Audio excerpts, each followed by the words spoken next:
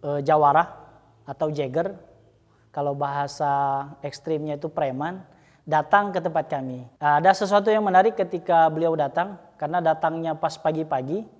Kebetulan kami dan beberapa orang santri, kita lagi sarapan.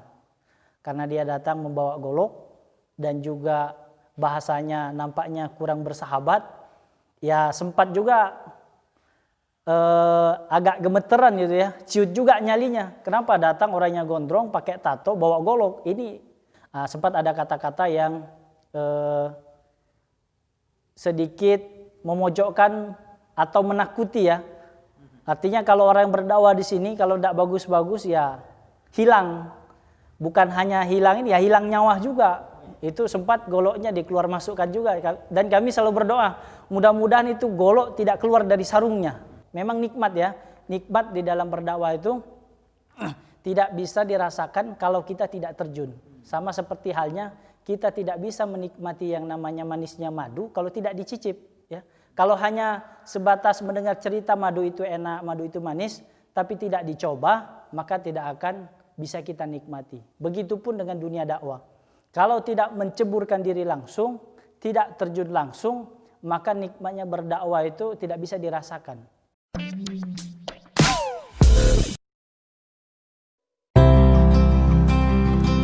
Kota Bandung terkenal dengan kota surga kuliner, fashion, dan banyak taman-taman kota. Namun, belakangan ini Bandung juga terkenal sebagai pusat pergerakan dakwah, khususnya di Jawa Barat, bahkan sampai ke seluruh Indonesia. Tapi, tidak semua daerah di penjuru kota Bandung bisa merasakan sentuhan dakwah. Ternyata, dakwah di Bandung belum merata sepenuhnya. Masih banyak daerah-daerah di kota Bandung yang belum tersentuh dakwah, khususnya di daerah pelosok.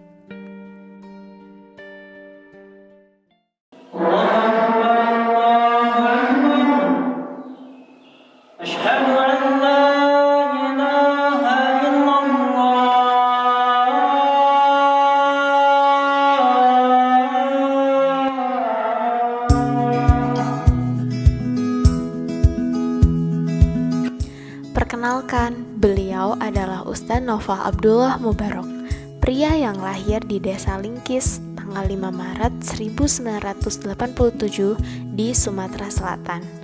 Beliau merupakan seorang dai dari Yayasan Hidayatullah yang ditugaskan di Bandung pada tahun 2010. Awal beliau bertugas, beliau ditempatkan di daerah Cimenyan, Kabupaten Bandung. Dan pada tahun 2018, beliau pindah ke daerah Cilengkrang, sebuah daerah di kaki Gunung Manglayang. Ya, untuk kepindahan tugas dakwah di Cilengkrang bermula ketika kami di pengurus pesantren mendapatkan informasi kalau ada satu masjid yang cukup megah, layak pakai untuk ibadah, sempat terbengkalai, kosong kurang lebih sekitar 6 bulan, sehingga membuat ada perasaan sayang ya, bagaimana ini masjid bisa makmur kembali, karena awalnya memang masjidnya sebelumnya sudah makmur. Karena ada sesuatu dan lain hal, ustadznya pindah, akhirnya masjid ini pun sempat kosong. Dan setelah kami lihat survei, sangat layak untuk dimakmurkan. Pertama karena memang masyarakat di sekitar masjid sangat membutuhkan dengan sentuhan dakwah. Lebih khusus lagi anak-anak ya. Anak-anak di sini sangat jauh dari pendidikan. Ada sekolah tapi mereka tidak bisa melanjutkan. Dengan alasan tidak ada biaya, tidak ada yang mengajar, membantu ekonomi keluarga dan sebagainya. Sehingga kami memutuskan alangkah baiknya kalau seandainya dakwah ini bisa dikembangkan dengan baik di tempat ini. Karena kalaupun mereka tidak bisa melanjutkan ke sekolah formal, paling tidak pendidikan agama tidak begitu terlupakan. Maka itu yang salah satunya melatar belakangi, karena memang awalnya kosong, kami survei sangat layak untuk dimakmurkan masjidnya. Masyarakat di sekitar sini juga butuh sentuhan dakwah. Sehingga ini menjadi prioritas kami juga untuk dikembangkan untuk dakwah, pendidikan Al-Quran, pendidikan agama dan sebagainya. Untuk medan dakwah sebenarnya tidak jauh berbeda, tidak banyak berbeda. Paling penerimaan masyarakat saja yang sedikit berbeda. Kalau di Cimenyan dulu kita hanya datang pergi, datang mengisi taklim, mengajar anak-anak, pulang. Tetapi kalau di Cilengkrang memang kita ditempatkan ya. Kalau istilah kita di pondok itu ditanam gitu ya. Ditanam, tidak boleh kemana-mana. Betul-betul dedikasi 24 jam harus diam tinggal di sana. Sempat menerima sambutan yang kurang baik, Ustadz Naufal sempat mendapat ancaman dari warga dan preman setempat. Ada sesuatu yang menarik mungkin ketika awal-awal kami datang. Karena memang baru datang, kita tidak sempat bersilaturahim karena fokus kita membersihkan masjid dan juga tempat tinggal. Karena sudah 6 bulan ditinggal, cukup tinggi rumput gitu ya. Kita harus babat, kita harus bersihkan. Nah sempat bersilaturahim ini telat lah istilahnya, telat bersilaturahim. Sehingga ada jawarah atau jagger, kalau bahasa ekstrimnya itu preman, datang ke tempat kami. Nah, ada sesuatu yang menarik ketika beliau datang, karena datangnya pas pagi-pagi. Kebetulan kami dan beberapa orang santri, kita lagi sarapan. Karena dia datang membawa golok dan juga bahasanya nampaknya kurang bersahabat. Ya sempat juga agak gemeteran gitu ya, ciut juga nyalinya. Kenapa datang orangnya gondrong, pakai tato, bawa golok, ini maunya apa? Nah, cuman tetap berupaya menenangkan diri, bagaimana bisa memahami apa maunya si preman ini. Akhirnya ya dengan spontanitas ada ide, ya kita buatkan kopi ya, sederhana sebenarnya, hanya kopi kami sediakan, kami persilahkan beliau untuk minum, kami ajak juga sarapan walaupun beliau tidak mau sarapan dengan alasan sudah katanya. Sempat ada kata-kata yang sedikit memojokkan atau menakuti ya. Artinya kalau orang yang berdakwah di sini kalau tidak bagus-bagus ya hilang. Bukan hanya hilang ini ya, hilang nyawa juga. Itu sempat goloknya dikeluar masukkan juga. Dan kami selalu berdoa, mudah-mudahan itu golok tidak keluar dari sarungnya. Ya kebayang kalau keluar. Setelah kita berdiskusi panjang lebar, cerita ke sana kemari, akhirnya kami jelaskan siapa kami, dari mana, kehadiran kami itu mau apa. Hanya 2 yang saya jelaskan, bahwa kedatangan saya di tempat ini, yang pertama memakmurkan masjid, yang kedua membersihkan masjid.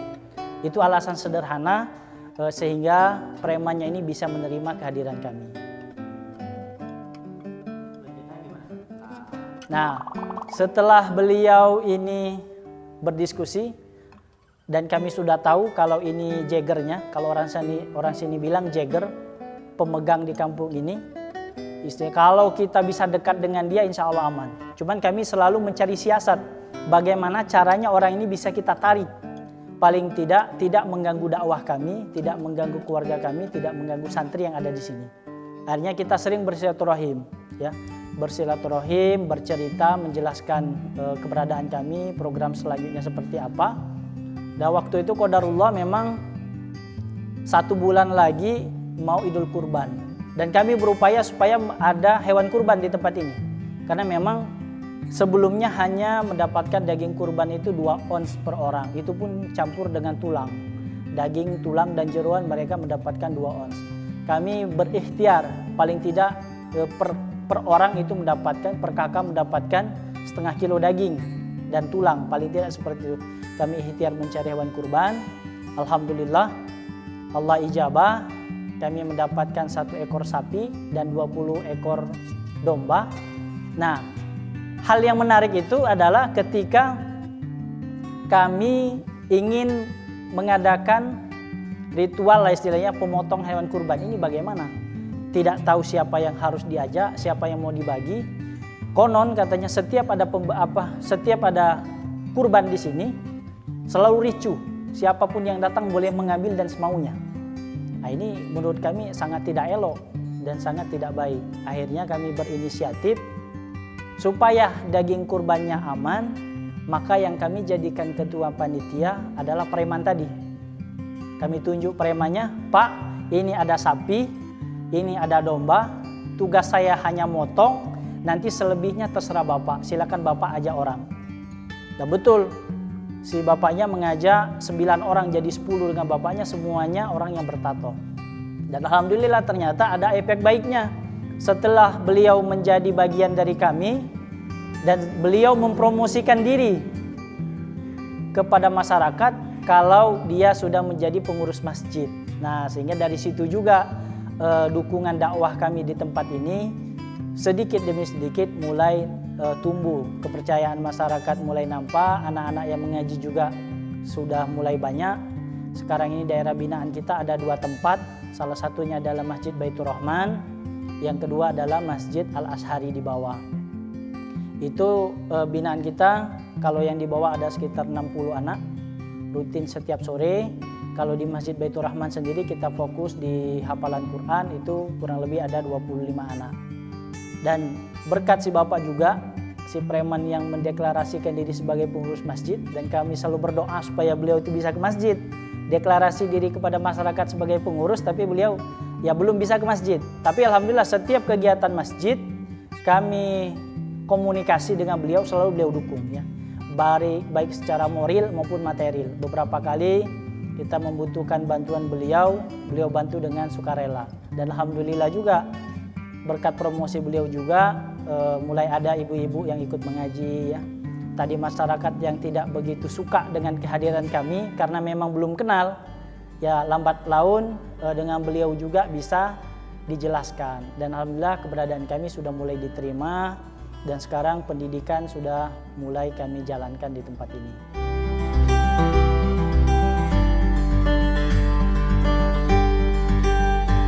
Selain berdakwah, aktivitas beliau sehari-hari diisi dengan bercocok tanam dan memiliki beberapa hewan ternak dan juga budidaya ikan lele. Untuk rutinitas harian, biasanya pagi dan sore kami mulai ya sekedar memenuhi kebutuhan harian untuk para santri.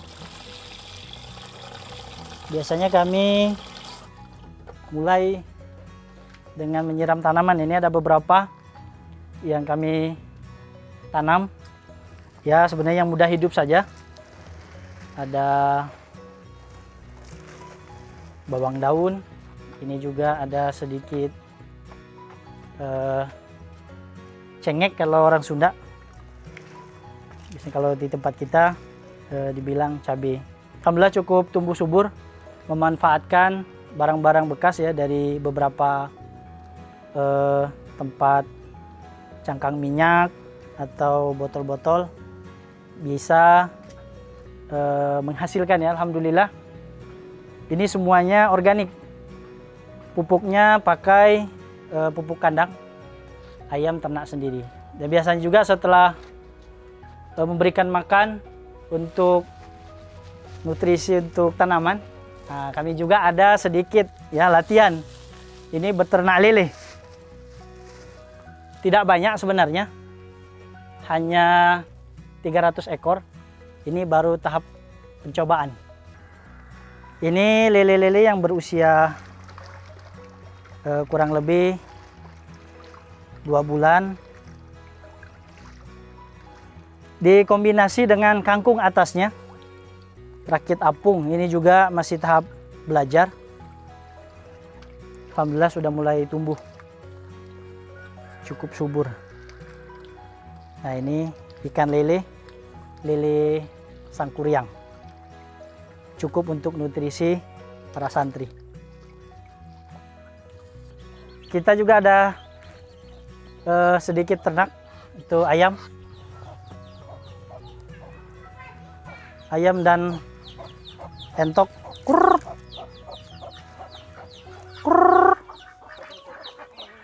Ini entok ada 11 ekor. Untuk ternak ayamnya yang ayam dewasa ada 35. Untuk ayam kecil-kecil ada kurang lebih 40. Ayamnya ini jenis apa ini? Ini ada 3 jenis ya. Ada ayam kampung, ayam pelung, dan juga ayam Bangkok. Nah ini beberapa ayam yang sudah bisa dipanen.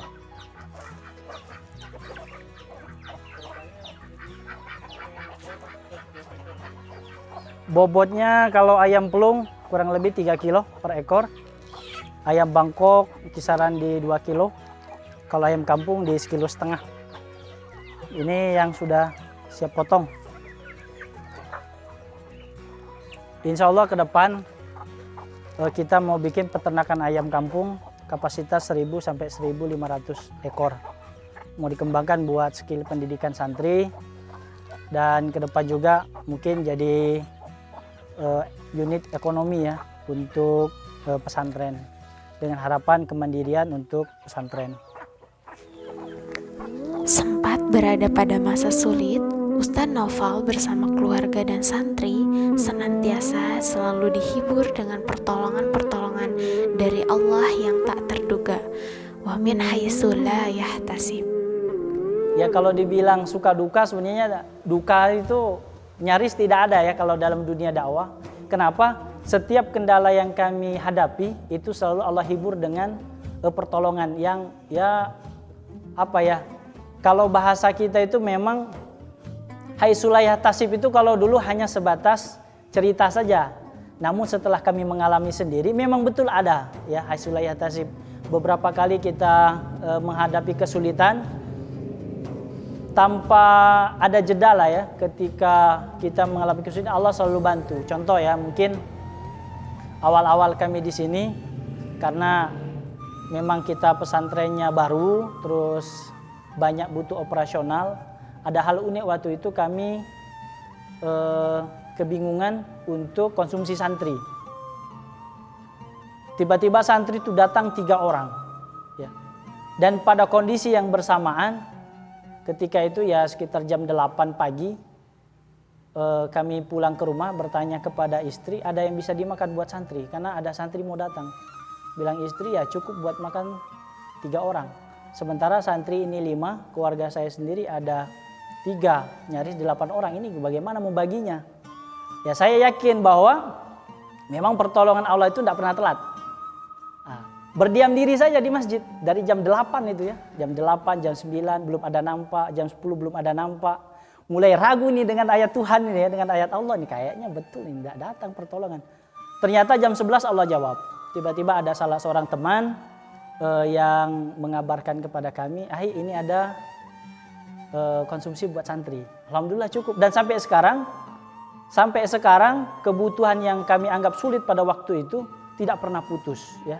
Tidak pernah putus. Bahkan kami tidak menyangka ya ketika kami membutuhkan konsumsi santri yang awalnya kami anggap kayaknya tidak mungkin.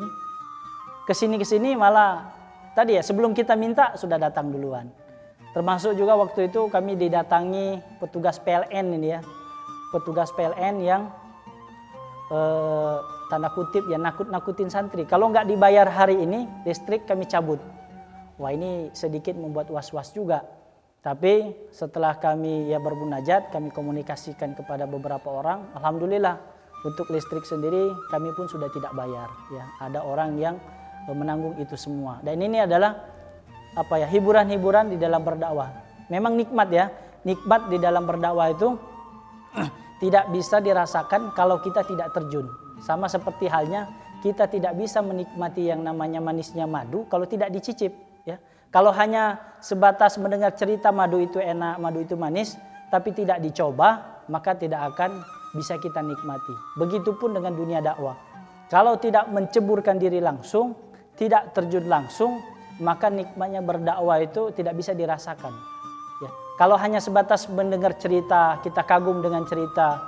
Kalau tidak ikut langsung, maka tidak bisa kita menikmati yang namanya dunia dakwah. Dan satu hal lagi, berdakwah itu tidak mesti kita harus terlibat langsung berdakwah di mimbar, kita ceramah ke sana kemari, tidak.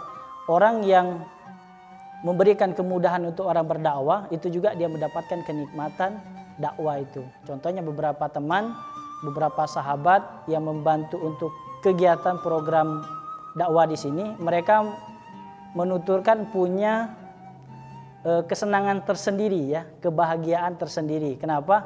Ada perasaan lega, ada perasaan bahagia ketika bisa membahagiakan orang. Nah itu ya, itu suka dalam berdakwah. Kalau ditanya duka, ya nyaris tidak ada lah ya, bisa dikatakan tidak ada, karena memang dunia dakwah itu sangat nikmat, sangat asyik ya, sangat menarik, bahkan penuh tantangan itu sendiri. Nah ini yang kami nikmati untuk sekarang ini. Ya kalau untuk suksesnya dakwah, sebenarnya yang paling penting itu adalah dukungan dari keluarga ya, khususnya istri. Nah ini awal-awal memang sebenarnya pertama kali mendapatkan tempat tugas dakwah di sini, secara pribadi maju mundur juga. Ini maju atau tidak, ini terima atau tidak? Karena tadi mengkhawatirkan istri ini tidak mendukung. Ternyata Masya Allah ya, yang tadinya kami khawatirkan istri itu tidak bisa mendukung atau dia takut dengan keadaan seperti ini, malah dia yang mendukung. Nah, ini yang tempat yang kita cari. Seperti ini dunia dakwah itu. Nah, suksesnya dunia dakwah itu melihat bagaimana orang yang kita ajari, yang tadinya tidak bisa menjadi bisa, orang yang tidak sholat menjadi sholat, orang yang tidak ngaji menjadi ngaji. Itu merupakan sebuah kebahagiaan tersendiri. Apalagi dulunya masjid ini sempat kosong dan sekarang bisa dimakmurkan, ada santri, ada anak-anak mengaji. Maka sangat penting untuk bagaimana mereka ini bisa melanjutkan dakwah di kemudian hari. Ya menggantikan lah ya estafet. Tidak mungkin juga saya mungkin dengan santri selalu di sini. Kami berharap asli orang sini ya, generasi sini yang bisa mengembangkan dakwah di tempat ini. Ya itu sangat penting ya. Semangat dan juga kesabaran itu modal ya, modal utama yang harus dimiliki oleh semua aktivis dakwah. Kalau misalnya semangat ini tidak dimiliki, maka sangat sulit untuk bisa bertahan. Dan kalaupun kesabaran juga tidak dimiliki, maka sangat sulit juga untuk kita bisa melanjutkan perjuangan dakwah. Karena memang sabar dan semangat itu tadi ya modal ya. Ya awal-awal di sini itu kalau tidak memiliki semangat, karena yang kami lihat pada waktu itu adalah banyak sekali anak-anak kecil ketika jam sekolah tidak sekolah. Ketika kami tanya kenapa tidak sekolah, ya tadi variasi jawabannya. Ada yang tidak maulah, ada yang membantu keluarga dan sebagainya. Nah, sehingga kami beranggapan kalaupun mereka tidak bisa melanjutkan ke pendidikan formal, paling tidak begitu jauh dari pendidikan agama. Ini menjadi latar belakang penyemangat kami. Banyak sekali generasi anak-anak yang di bawah ini butuh sentuhan pendidikan agama. Dan hal lagi, mendidik anak-anak di kampung tidak sama dengan di kota. Kalau anak di kota sekali kita kasih tahu, dua kali kita kasih tahu paham. Kalau anak di kampung itu luar biasa. Kadang sedikit menyulut emosi itu ya. Kebayang itu kalau kita menasehatin, dia matanya lebih melotot daripada kita, itu tidak sederhana ya. Kalau tidak penuh dengan kesabaran dan tidak bisa memahami karakter mereka sebagai anak-anak yang butuh sentuhan dakwah, sentuhan kasih sayang, karena banyak di sini anak-anak itu yang orang tuanya pergi itu ya, lahir tinggal sama neneknya, orang tuanya pergi, pendidikan anak-anaknya tidak tercover dengan baik. Bahkan ya ada 6 bersaudara, itu ke-6-6-nya bapaknya beda. Ada juga ibu-ibu yang memiliki anak yang cukup banyak, ya konon katanya sudah 12 kali menikah. Dan sangat banyak kami temukan anak-anak juga yang tidak begitu baik dalam pendidikan, mengenyam pendidikan sangat kurang. Sehingga ini menjadi motivasi kami, ini harus diputus rantai ini supaya anak-anak bisa dapat pendidikan yang layak, terus kasih sayang yang cukup. Nah ini ya salah satu motivasi penyemangat untuk bisa bertahan. Satu hal lagi yang tadi yaitu kesabaran. Mendidik anak-anak di kampung Tidak mudah. Bahkan saya pernah awal-awal di sini, karena kebetulan masjid ini ada halaman, anak-anak itu main bola. Main bola saya duduk hanya 10 menit. Dan saya hitung rata-rata selama 10 menit per anak itu mengucapkan hal yang tidak layak. Ya kalau bahasa Sundanya kebun binatang itu ya. Ya bahasa-bahasa yang kalau orang Sunda bilang itu tidak layak, tidak pantas. Dan ini di sini sudah biasa menyebutkan hal seperti itu. Satu anak 10 menit saya duduk rata-rata 14 kali mengucapkan itu. Nah saya bilang ini kalau tidak penuh dengan kesabaran maka tumbang kita. Artinya ada istilah kalau kami itu dari Ustadz memberikan nasihat, berdakwah itu harus ada satu hal yang kita pegang. Satu, siap berkorban atau menjadi korban. Nah, itu hal yang sampai sekarang terbayang di benak kami dan ini harus kami amalkan. Saya bilang kalau tidak berkorban jadi korban. Ya korban perasaan, korban waktu mungkin ya, korban segala-galanya. Sehingga dicarilah media pengorbanan yang baik itu apa. Oh alhamdulillah kami dapat media pengorbanan itu adalah ketika anak-anak belajar di sini semuanya kami free-kan alias kami gratiskan. Bahkan kebutuhan belajarnya pun kami siapkan dengan harapan mereka itu mau betah duduk itu ya. Bahkan ada unik juga anak-anak minta alat musik. Ustadz tolong saya alat musik ya kayak semacam kasidah mungkin ya, walaupun kita di sini ya tidak paham juga. Ya ini kita lagi upayakan. Karena tadi butuh hiburan Pak Ustadz, kita butuh ini ya kita ikuti saja. Yang penting mereka mau di masjid, mereka mau belajar. Bahkan baru-baru ya ketika Ramadan kemarin kalau tidak dengan kesabaran mungkin sudah mencak-mencak yang ngamuk-ngamuk. Kenapa? Kita lagi sholat maghrib dilempar petasan. Luar biasa itu santri ya, dilempar petasan. Lagi kita sholat maghrib. Nah kalau tidak memiliki kesabaran yang ekstra, bahkan ada salah satu rekan kami ya, tugas sama-sama di sini berdakwah, sempat emosi. Saya bilang duduknya dia mau ke masjid itu sudah luar biasa. Hatta dengan petasan sedikit ya kita tidak apa-apa lah, kita sabar-sabar saja. Insya Allah tidak membuat kita mati juga saya bilang dengan suara petasan. Walaupun waktu itu saya jadi imam hampir batal itu ya. Karena terkejut, gede sekali. Tapi ya kalau dimarahin saya yakin tidak akan kembali. Ya, tidak akan kembali. Karena pasti ada sebuah mindset, wah di masjid main dimarahin gitu ya. Akhirnya ya kita biarkan saja. Bahkan saya panggil. Biasa anak-anak main petasan di jalan saya panggil. Sini saya bilang masuk. Kenapa Ustadz? Mainnya di sini saja di halaman masjid. Kaget mereka. Boleh Ustadz? Boleh. Kenapa pertimbangan saya disuruh mainnya di masjid? Satu di jalan khawatir kendaraan. Yang kedua mungkin kalau dengan orang lain dia akan dimarah. Atau kalau di sini kan main tangan sudah biasa. Nah, lebih baik mereka main di halaman masjid. Saya kasih space khusus. Mainnya di sini tidak boleh keluar. Bakarlah petasan sepuas kalian. Setelah itu beres bakar petasan harus sholat di masjid. Dan alhamdulillah cukup ampuh.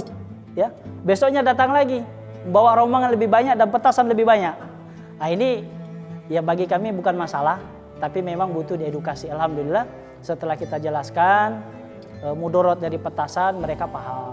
Lebih baik beli ini ya, saya bilang lebih baik kalian beli cireng lah, makan sama-sama daripada bakar petasan. Akhirnya lambat laun paham. Dan ini sebuah metode ya, metode dakwah dan metode kesabaran memang harus dipadukan. Ya kalau untuk yang support dakwah alhamdulillah cukup banyak ya, baik perorangan maupun lembaga. Mungkin ya kalau untuk lembaga salah satunya itu Baitul Mal Hidayatullah. Terus yang kedua dari Percikan Iman ya, waktu itu membantu kami mengadakan perpustakaan masjid. Luar biasa ternyata dampaknya dengan adanya perpustakaan masjid. Karena masjid-masjid rata-rata isinya hanya Al-Quran dan Iqra, dan itu pun sudah usang. Nah ketika kami tawarkan di masjid kami ada perpustakaan, tidak hanya buat orang dewasa, ada juga buat anak-anak, antusiasnya juga cukup baik. Di perorangan juga cukup banyak dan ini sudah kami rasakan manfaatnya. Sinergi program memang sangat kami butuhkan karena memang tidak bisa kami bergerak sendiri. Ada hal-hal yang harus yang tidak kami miliki ada dimiliki oleh orang lain, nah ini juga bisa disinergikan. Beberapa kali kami mengadakan kegiatan seperti sunatan massal, berkah kurban, terus pengobatan gratis, bakti sosial, dan lain-lain. Ini juga sudah kami lakukan dan ini kerjasama dengan pihak-pihak yang tadi kami sebutkan, baik secara kelembagaan maupun secara personal.